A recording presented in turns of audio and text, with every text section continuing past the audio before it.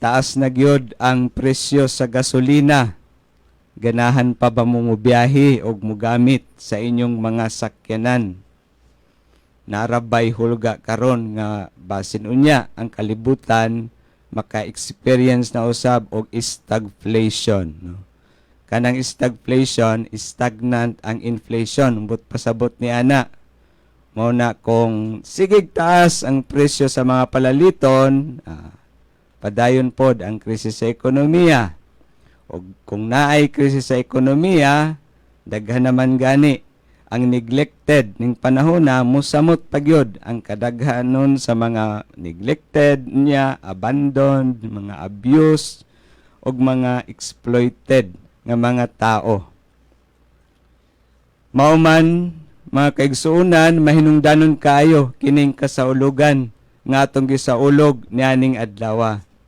Ang solemnidad sa balaang kasing-kasing ni Jesus. Ang kalibutan, no? Nagkinahanglan gyud og usa ka tawo nga adunay balaan nga kasing-kasing. Ngano man, mga kaigsuunan, unsa man ang pwede mabuhat kanato sa atong pamilya, sa atong sosyedad, sa tibuok kalibutan, sa usa ka tawo nga adunay balaan nga kasing-kasing. Una, ang usa ka balaan nga kasing-kasing kabalo mohatag og bili sa matag usa ka tawo. Adunay usa ka tawo nga nangayo og tabang sa usa ka politiko. Gibalibaran siya sa iyahang pagpangayo og tabang anuman tungod kay nag-inusara man siya nga miadto sa opisina sa mao nga politiko. So kinahanglan nga grupo o daghan ang mohangyo usa tabangan, nakabantay ta nga kung ang mga projects kasagaran ibubo ngadto sa mga lugar nga daghay na muyo. O gamay na muyo, di pud kay na siya tagdon pag-ayo. Kay ang matagad kanang grupo, no, kung naay mga milyon pa nga mga signature sa usa ka signature campaign, usa pa paminawan ang mao nga petisyon. No? Kay nakadepende, no, ang bili sa gidaghanon. Pero diha sa ebanghelyo nga ato ang nadungog nianing adlaw atong nasayran nga gisaysay ni Jesus ang usa ka sambingay mahitungod sa usa ka magbalantay sa mga karnero nga iyang gibiyaan ang 99 ka mga karnero aron lamang sa pagpangita sa usa. No? Bililhon para kaniya bisan ang usa lamang ka membro sa mao nga panon sa mga karnero. No? So makapangutana ta nga namang iyang ipakabililhon katong usa. No? Nga basin unyag unsay mahitabo sa dagan kung iyatong biyaan. Ang tubag sa mga pangutana siguro ato ang makaplagan diha sa ikaduhang pagbasa nianing adlaw. No? Ang gipasabot sa mga magbalantay nga karnero, nasayod na kita kung kinsa kini, walay lain kundi ang ato ang Ginoo nga kanunay naglantaw para sa kaayuhan sa matag usa. Matud pa ni San Pablo diha sa ikaduhang pagbasa, ang atong Dios nagpakita sa iyahang gugma kanato samtang kita mga kaaway pa niya. Dali ra muhatag og pagtagad og pagpangga sa tao nga atong higala. Pero ang paghatag og pagpangga og pagmahal sa atong kaaway murag ang tao nga naay balaan nga kasing-kasing lamang ang pwede mubuhat ni ana.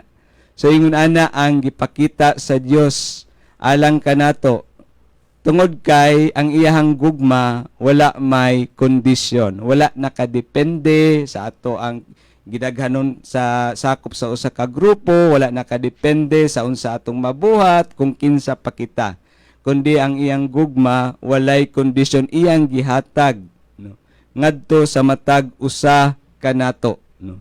Ingon ana ang klaseng kasing-kasing ang ato ang gikinahanglan nianing panahona aron ang matag usa matagad gayud, no. Walay maabandona, walay maabuso, walay mapasagdan. Ikaduha mga kaigsuonan, ang kasing-kasing nga balaan kabalo ni siya mo pasaylo. Ang iyahang pakabililhon dili kadtong mga sitwasyon o relasyon nga dili niya ginalantaw o kung unsa ang mga sayop nga nahimo no, sa nilabay nga panahon kundi ang unsa pa ang pwede nga mabuhat haron ang mga sayop no makorhian ug makasugod na usab og bag-o nga relasyon. Mao man nga ato ang nadungog diha sa ebanghelyo nagipangita gayud sa maayong magbalantay sa mga karnero ang nawala no. Kung ang girepresenta sa maong nawala mao ang makasasala, pangitaon gayud kita sa Dios kung kita makasala, may salaag tungod kay gusto niya nga kita mubalik ngadto kaniya. Gusto niya nga kita magsugod og bag-o nga kinabuhi uban kaniya.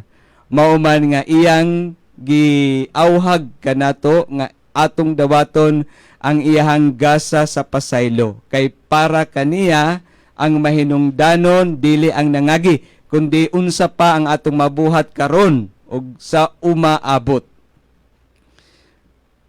Diha sa unang pagbasa na hisgutan usab ni Propeta Ezekiel ang description mahitungod sa maayo nga magbalantay sa karnero.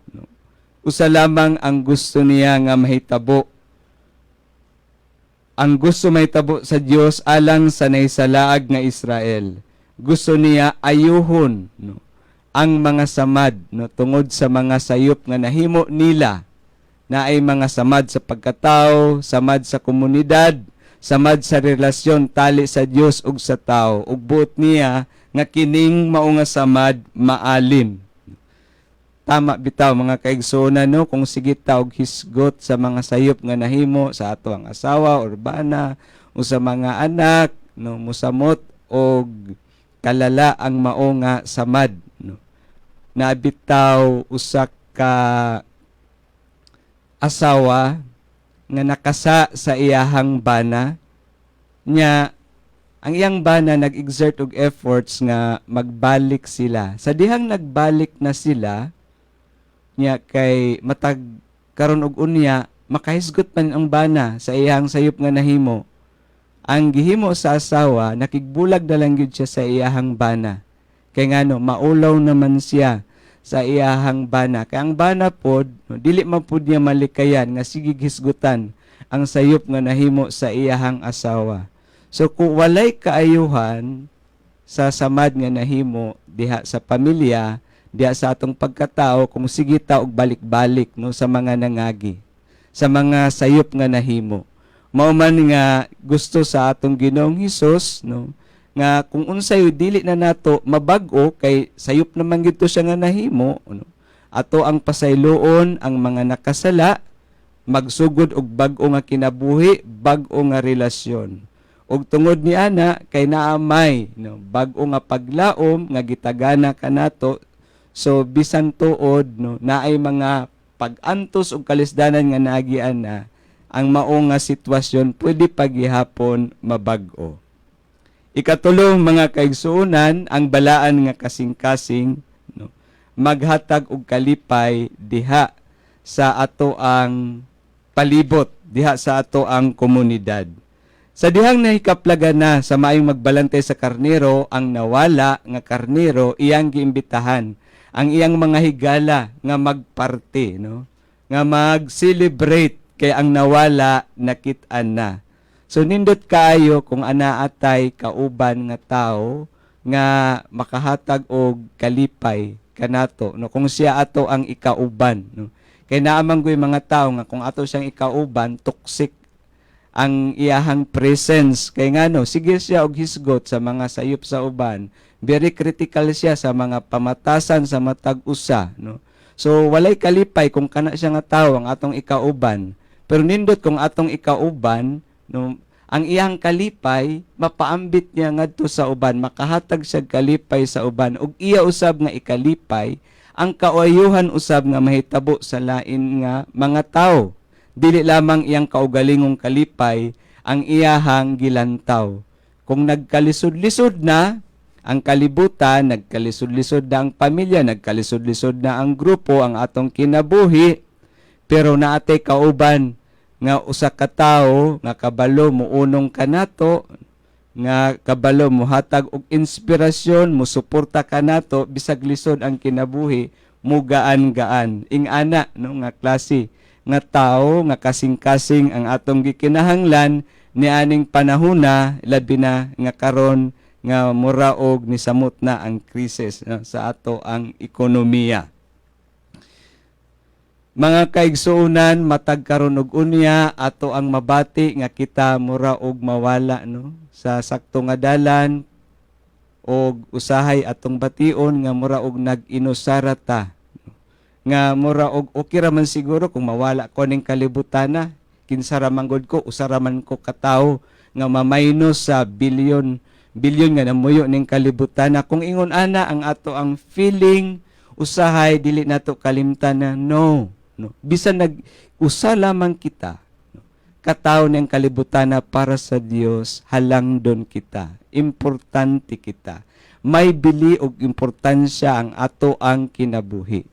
Mauman kon kana siya nga gugma nga gipakita sa Dios sa atong kinabuhi, ato nang madawat og ato anang mapuy-an ang gugma nga iyang gitanyag alang kanato kay siya man ang ato ang matuod nga magbalantay, ang adunay sagrado nga kasing-kasing nga kabalo nga mupangga og moatiman og mamahal kanato, kana makahatag na unya og kasiguruhan sa ato ang kinabuhi, kana makahatag og kalipay og hinaot unta nga ang gugma nga iyang gipakita kanato ato ang gamiton aron makasugod kita og bag-o nga kinabuhi nga magsubay na unya sa sakto nga dalan kauban ang uban pa nga mga sakop sa iyang panon diha sa pagsunod sa usa lamang ka magbalantay nga adunay sagrado nga kasing-kasing ang atong Ginoong Hesus. Hinaot